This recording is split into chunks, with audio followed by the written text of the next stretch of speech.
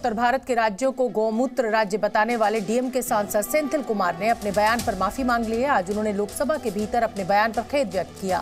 सेंथिल कुमार ने कहा कि कल अनजाने में उनके दिए गए बयान से अगर सदस्यों और लोगों की भावनाओं को ठेस पहुंची है तो वो इसे वापस लेना चाहेंगे।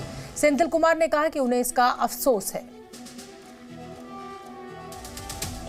Speaker sir, the statement made by me yesterday inadvertently, if it had hurt the sentiments of the members and sections of the people, I would like to withdraw it.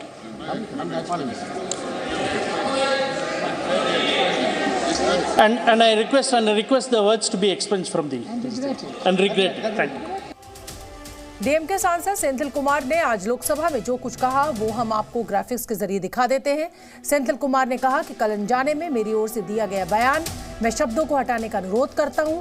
बयान से किसी को अगर ठेस लगी है तो मैं अपने बयान को वापस लेता हूं।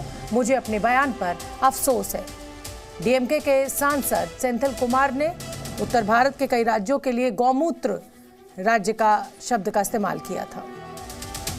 सेंथिल कुमार के गौमूत्र वाले बयान के बाद सियासत तेज हो गई है। बीजेपी ने कांग्रेस और इंडिया गठबंधन को आड़े हाथों लिया है। केंद्रीय मंत्री गिरिराज सिंह ने कहा कि राहुल गांधी और स्टालिन जैसे लोग सनातन का मजाक उड़ाना बंद करें। वहीं केंद्रीय मंत्री किरण रिजिजू ने कहा कि ऐसे बयानों से बचना चाहिए जो सनातन धर्म का अपमान करते हो। मैं राहुल गांधी और स्टालिन पिता पुत्र को दोनों को कहना चाहता हूं कि भारत के सनातन की पहचान गंगा गौ हैं। गौ माता भारत सनातन की पहचान है। मजाक करना बंद करो, सनातन को खत्म करना बंद करो। राहुल गांधी, स्टालिन, टुकड़े टुकड़े गैंग, नहीं तो खुद समाप्त हो जाओगे। तो देश को तबाही करने में लगे हुए हैं और विभाजित करने में लगे हुए हैं, उसको कोई साथ नहीं देगा। रीजनल सेंटीमेंट वो उसको वेप अप करके कुछ वोट बटोरने का कोशिश कर रहा है। लंबा जो सोच का उनके पास कुछ भी पॉलिसी प्रोग्राम नहीं है, इसलिए इंडिया अलायंस से कुछ होने वाला नहीं है। इस खबर पर हम आपको और कुछ सियासी प्रतिक्रिया भी सुनवाएंगे, लेकिन उससे पहले हम आपको सेंथिल कुमार का कल का वो बयान सुनवा देते हैं जिसको लेकर अब हंगामा मचा हुआ है। People of this country should think that the power of this BJP is only winning elections and mainly in the heartland states of Hindi and what we generally call as the people of this country should think that the power of this BJP is only winning elections and mainly in the heartland states of Hindi and what we generally call as the DMK सांसद सेंथिल कुमार के बयान के बाद केंद्रीय मंत्री अनुराग ठाकुर ने आज India गठबंधन के नेताओं पर जमकर निशाना साधा। सनातन के अपमान पर अनुराग ठाकुर ने कांग्रेस पर बड़ा हमला किया। सेंथिल कुमार के विवादित बयान पर कांग्रेस को घेरते हुए अनुराग ठाकुर ने सोनिया गांधी और राहुल गांधी से तीखे सवाल पूछे। अनुराग ठाकुर ने कहा कि ये लोग टुकड़े गैंग के साथ हैं और इन्हें सनातन से घृणा है।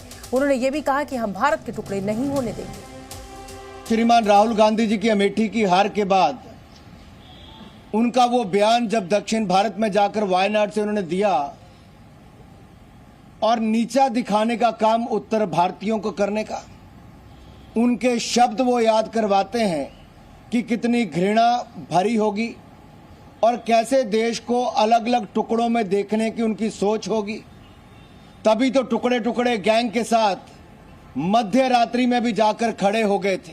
ये स्पष्ट तौर पर नजर आता है कि इनकी सोच हिंदू को, हिंदी को और सनातन धर्म को नीचा दिखाने की है।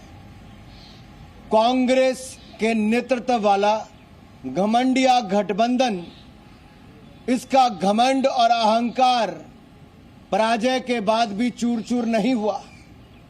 तमिलनाडु के मुख्यमंत्री का एक बार नहीं बार बार बयान आना, डीएमके के नेताओं के सनातन धर्म, हिंदुओं और हिंदी और उत्तर भारत के खिलाफ बयान आना, ये एक सोची समझी साजिश है। सांसद सेंथिल कुमार के बयान को सनातन पर हमला माना जा रहा है। वहीं इंडिया गठबंधन भी इस बयान को लेकर बैकफुट पर है। केंद्रीय मंत्री अर्जुन राम मेघवाल और पीयूष गोयल ने क्या कुछ कहा वो भी आपको सुनवा देते हैं। मतदाताओं ने 3 राज्यों में भयंकर जीत भारतीय जनता पार्टी को दिलाई और उनको ऐसे कैसे बोल गए ये भारतीय संस्कृति का अपमान है। क्या ये नॉर्थ और साउथ को डिवाइड करने वाली सोच का हिस्से बन रहे हैं क्या मिस्टर बालू? तो कृपया बैठ जाए। क्या राहुल गांधी जी जब अमेठी से हार गए थे तो उन्होंने भी साउथ में जाकर कैसे ही बोला था, ये नॉर्थ और साउथ को डिवाइड करने वाली सोच नहीं चलेगी। What do you want?